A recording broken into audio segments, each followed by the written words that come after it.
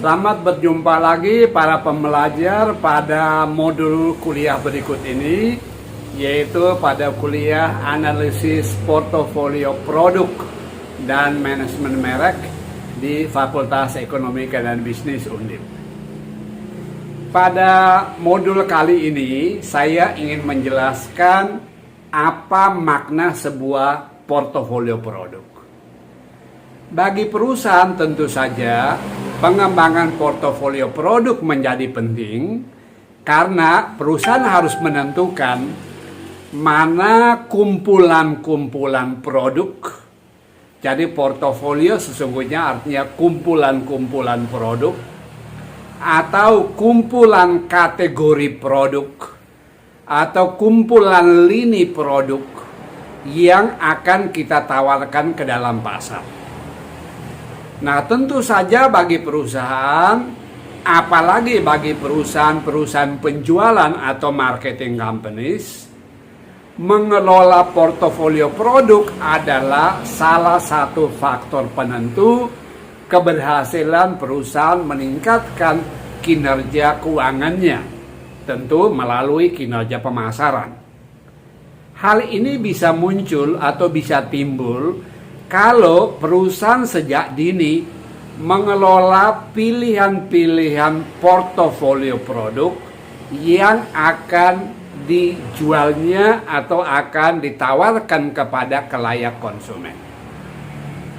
Bila kita belajar atau berdiskusi mengenai portofolio produk, sebenarnya ada beberapa hal kunci yang akan kita bicarakan. Yaitu yang pertama adalah value apa saja yang ingin kita sajikan atau kita siapkan di toko kita. Kalau pabrik berarti di pabrik kita, agar value itu nanti menjadi sesuatu yang sungguh menarik perhatian konsumen. Mengapa menarik perhatian konsumen menjadi penting? Karena seberapa hebat pun produksi yang kita lakukan, tetapi turnover penjualan atau perputaran penjualan di level saluran distribusi menjadi sangat lambat, maka tentu saja kembalian bagi investasi keuangannya akan lambat, bahkan merugi. Nah, bagi perusahaan penjualan atau perusahaan distributor, tentu mereka lebih bebas memilih portofolio apa yang akan ditawarkan, akan didistribusikan, bahkan akan di-retailkan, karena mereka memiliki pilihan yang luas, yaitu pilihan untuk menghubungi berbagai supplier atau berbagai pemasok yang bisa menawarkan produk ataupun layanan sesuai dengan nilai yang dibutuhkan oleh khalayak konsumen. Oleh karena itu, maka analisis nilai menjadi sangat penting, yaitu sejak dini kita bertanya, value apa yang ingin kita tonjolkan dalam mata dagangan kita. Ya, value apa yang akan kita utamakan atau akan kita sediakan di toko penjualan kita. Tentu itu muncul karena adanya berbagai kebutuhan dari masyarakat yang kita kategorikan dalam beragam kategori produk, kategori value dari produk yang bisa kita tawarkan. Seperti contoh, mungkin yang mau kita tawarkan adalah apa yang disebut dengan learning value, nilai pembelajaran atau nilai belajar. Nah, karena kita memiliki toko di sekitar kampus, tentu kita merasa bahwa produk-produk kita seharusnya mendukung kegiatan belajar mengajar para warga kampus. Oleh karena itu, kita akan menyediakan produk apa saja dalam lini produk kita atau kumpulannya kita sebut dalam portofolio produk kita di mana nilai-nilai itu searah atau sejalan dengan apa yang sedang dicari oleh masyarakat kampus. Jadi itulah sebabnya mungkin zaman dulu kala kalau toko di sekitar kampus apa yang disediakan? Stensilan diktat dari dosen. Lebih modern lagi sekarang adalah menyediakan buku-buku, buku bacaan-bacaan pengantar kuliah dan lain sebagainya yang mungkin itu dibutuhkan oleh khalayak kampus. Tetapi mungkin ini sebuah toko di pantai tempat banyak orang berselancar.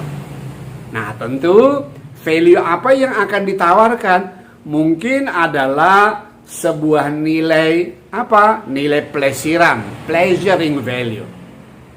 Tapi mungkin juga adalah sebuah adventurous value. Karena itu mereka akan mencari produk dan kumpulannya, kumpulan-kumpulan produk yang bisa memaksimalkan value yang nanti dicari oleh konsumennya. Nah, lebih lanjut setelah value itu kita analisis dan kita akan siapkan menjadi portofolio dari layanan perusahaan kita. Hal yang kemudian menjadi lebih penting atau perlu untuk dipertimbangkan adalah bagaimana kategori produk itu. Nah, pada waktu kita menganalisis kategori produk untuk memudahkan kita menyusun portofolio produk kita, mungkin kita akan ketemukan, oh ada jenis-jenis produk dengan value seperti ini, mereka adalah produk-produk yang tingkat perputarannya cepat, atau yang disebut dengan fast moving product. Tetapi ada jenis-jenis produk tertentu yang mereka katakan, oh ini adalah produk yang termasuk dalam kategori low moving product. Jadi itu pilihan-pilihan yang bisa kita kembangkan. Mungkin ada produk-produk yang kita katakan, oh ini adalah produk-produk yang high margin. Wah, menjualnya banyak untungnya, kira-kira banyak lebihnya. Tapi mungkin ada yang mengatakan, ya kita tidak terlalu perlu yang produk high margin karena mungkin perputarannya lama. Kita lebih perlu adalah produk-produk yang low margin tetapi perputarannya sangat cepat sehingga kita dapat menarik manfaat dari tingginya perputaran, atau itu artinya tingginya unit terjual yang kita hasilkan. Oleh karena itu, analisis portofolio produk menjadi penting karena apa? Kita bisa melihat bagaimana nilai apa yang dibutuhkan. Yang kedua, karakteristik dari nilai itu pada saat memasuki pasar. Apakah ini termasuk produk-produk dengan perputaran cepat atau perputaran lambat? Yang ketiga adalah potensi return yang bisa kita dapat, yaitu produk-produk dengan high margin atau dengan low margin, atau bahkan kombinasi antar keduanya.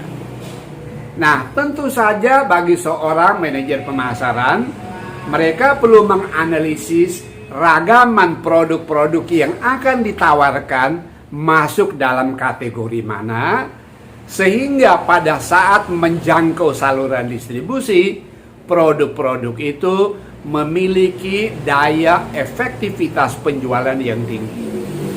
Nah, bagaimana seluruh proses analisis portfolio ini kita lakukan? Mari kita bisa belajar dari satu gambar berikut ini. Jadi kalau kita lihat gambar ini, kita bisa memahami bahwa bila sejak dini kita menganalisis dengan baik portofolio produk kita, maka kebijakan marketing ini dapat mengarah pada peningkatan kinerja yang baik. Nah, bagaimana prosesnya? Mari kita belajar melalui modul-modul pelengkap berikut ini. Baik, mari kita belajar. Semoga ini berguna untuk kita semua. Baiklah, mari saya jelaskan sedikit bagaimana kita mengelola, dan kali ini tentu melalui pembelajaran mengelola sebuah proses manajemen dari portofolio produk kita. Akan ada beberapa langkah yang kita lakukan, yaitu pada langkah paling pertama adalah mari kita mengenali pasar kita. Inilah sebabnya pada kuliah analisis portofolio produk, selalu kita mulai dari market orientation.